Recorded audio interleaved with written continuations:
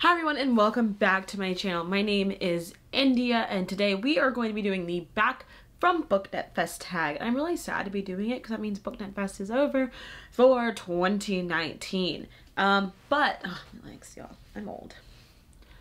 But the Back from Booknet Fest tag was created by Jerry over at Onyx Pages, whose channel I will link down below.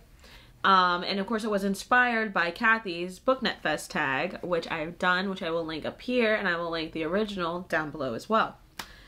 And so let's get started. Number 1, explain your Booknet Fest experience in 1 word. I should really start reading these questions before I start doing these tags so I can sound profound. But I'm gonna go with whirlwind. Whirlwind. I think that explains my experience at Booknet Fest was whirlwind. What was your favorite session and why? Okay, well, I feel like I sound a little crazy, but that's okay because honestly, my favorite session was my session. I'm not gonna lie. I'm sorry.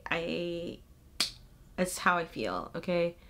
My favorite session was my panel, or one of my panels, a small channel, small platform, big platform channel, or panel, and I really liked it because I felt like it opened the door for a lot of other conversations to start afterwards, and I hope that it sparked some people to really feel like being an active part of the community instead of a passive part of the community, to go out and look for others versus waiting for others to look for you, and to also kind of uplift others,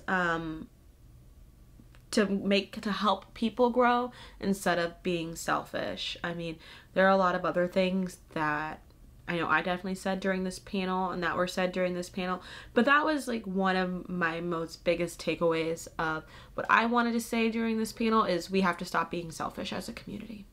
Okay, so if you weren't here, that was the main thing that I said, is stop being selfish. Okay. What's the most interesting thing you learned?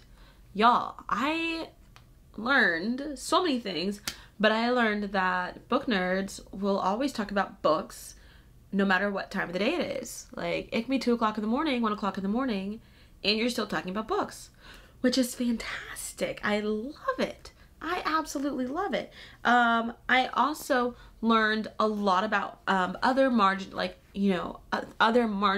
creators in the community and how they deal with those aspects of being in the community, and that is why I love Booknet Fest, because it brings so much diversity into it on so many different aspects. Like, we're not just talking about, you know, people of color, we're talking about different members of the LGBTQIA plus community, we're talking about mental health, we're talking about so many things at these panels, that I find it so amazing, just so awesome. So I learned a lot. Like, I learned a lot.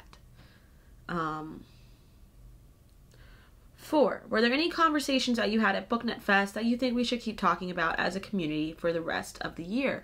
I think there are a lot of conversations. I think, you know, of course, like I said earlier, you know, I feel like one of the conversations we need to have, or one of the actions that we need to continue, is uplifting each other and not just trying to uplift ourselves. So not just taking to Twitter and being like, I've had a bad day, go subscribe to my channel. No, it's more like, I've had a bad day, I'm gonna go watch some of your videos to make me happy and share those videos as well. Like, and just kind of that introspection of how we are helping the community individually. On top of that, I think the conversations that kind of sparked in, God, I need a list of course on the other panels, like BookTube drama, we kind of talked about how to navigate through drama. We didn't really bring up drama, but we kind of talked about how to navigate through drama. And then, you know, one of the questions that was asked is that we really didn't dive too far into, that I think we should dive too far into.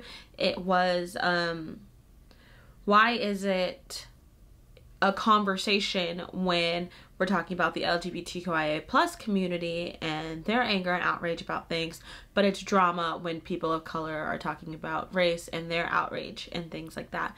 And we didn't really dive into that topic. Of course, panels only allow so much time and there's a time constraint, but you know, I feel like that is something that definitely needs to be addressed, because I'm pretty sure Black people are tired of hearing that their lives is drama.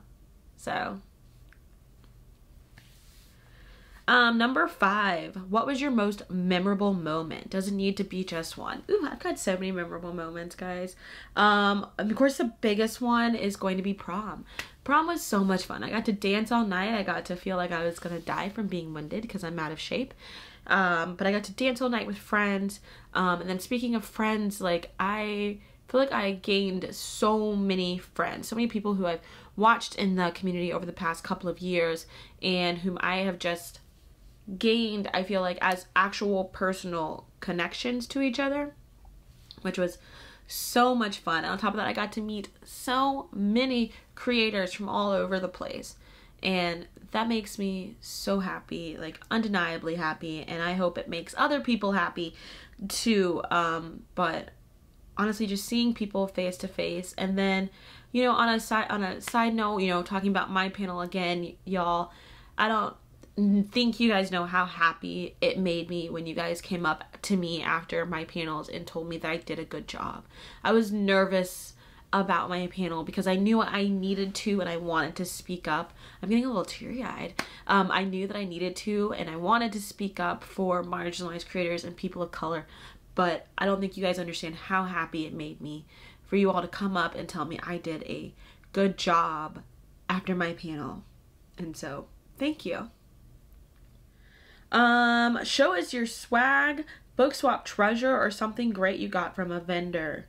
Oh, wait, I missed 6. 6. In what way does Booknet Fest add value to the bookish community? Oh, there's so many ways Booknet Fest adds value to the bookish community.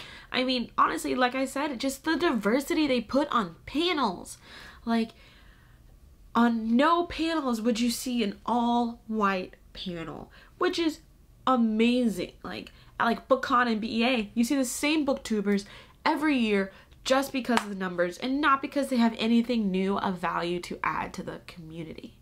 Like, nothing new. It's all the same. Versus at Booknet Fest, they're really trying for diverse panels. They're really trying for diverse topics, but not only that, they want to hear your feedback.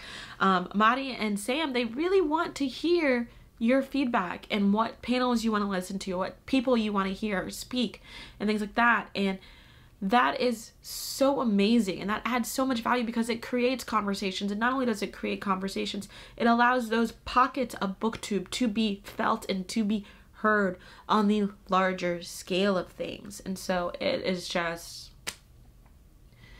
it is so valuable to be seen and heard. And I know one of the conversations that popped up was it is also so valuable for people in marginalized communities to feel safe at events and to be unapologetically whom they are.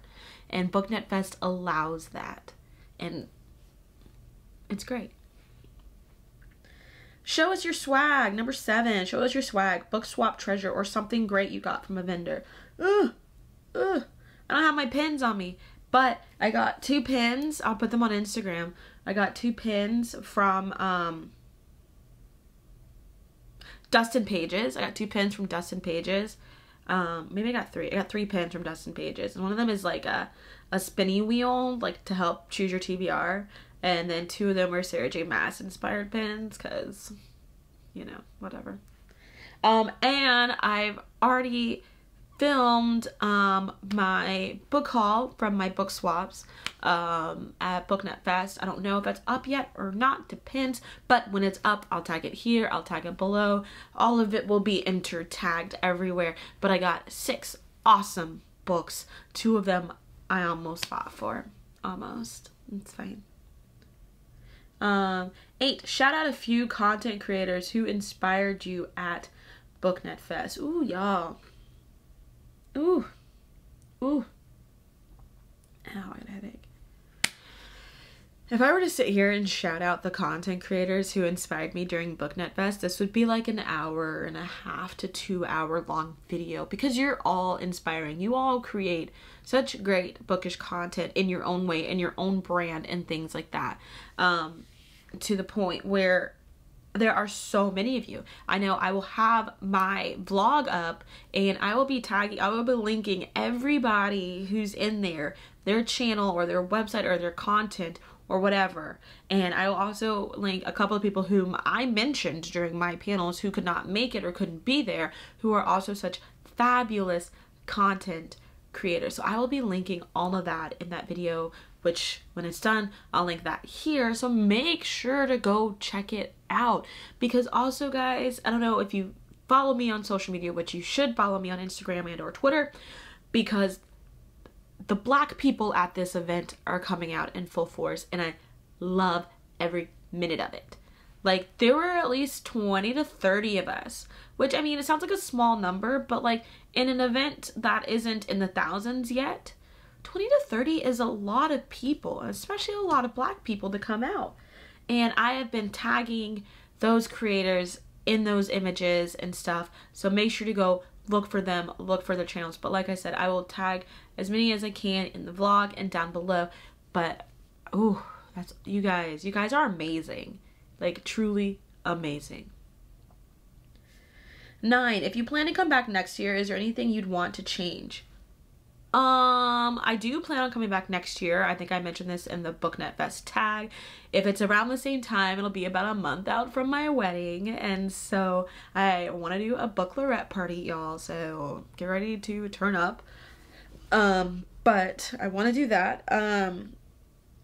Is there anything I'd want to change? The overall event, not so much that I want to change. I think there could be a lot of different meetups that happen that can either be scheduled through Booknet Fest or it needs to be scheduled outside by those who are really good at planning and things. A lot of good meetups for people of color, for the LGBTQIA+ community. I mean, you already have a writers meetup and things like that. But, you know, for some of us in the marginalized community, meeting others in that community can feel uplifting and feel supportive. And some people are shy, some people are not. And I think that also just helps. On the other end, I think one thing I would definitely change is how information is flowed through. Like, it's a lot of, oh, stay tuned for this, stay tuned for that. Personally, I like it when it's like, and this came up for a few people, I like it when it's like, okay, well, Booknet Fest registration is open. If you'd like to order a t-shirt now. And if you'd like to do workshops, all this sign at one time versus kind of chasing emails to find out when the workshops are, when to sign up for a t-shirt and things like that. It needs to be in one big announcement. I can understand trying to flow out the speakers and stuff, and the panels, but I think all that information could also be shared more on Twitter and a little bit sooner. But I know things ebb and flow and things change, and these things take a lot of work. So I can understand why it doesn't happen. But next year's year 4. So moving on up. And Sam and Marty also just do a fantastic job every year. I know I heard the want for a nonfiction panel. I don't read nonfiction, but I know a lot of nonfiction readers. And so there was a lot of romance and a lot of fantasy this year. So we need apparently a little nonfiction action. Please share your prom portrait or any other photos / videos of yourself having fun at Booknet Fest. So I'm not going to share those in this video here. You know, I mean, if I have, like, I will post the Black community photo, like, right here, because that one is the most important to me.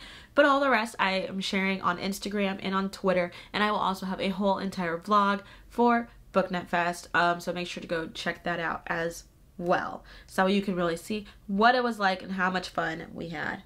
So yeah, that is it, y'all. That is 10 questions for the back from Booknet Fest tag, and I'm still so sad I'm back. I miss you all already, being around you all. I'm so glad we're all still talking.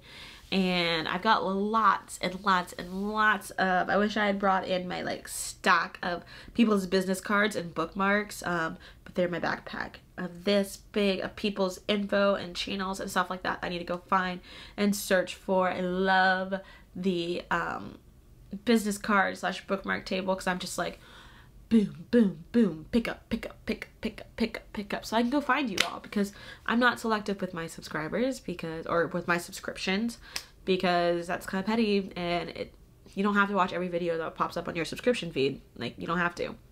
But we all know some people really appreciate the numbers more than anything. So be a part of that positive change, y'all, and stop being so petty. Anyway, that is it for me.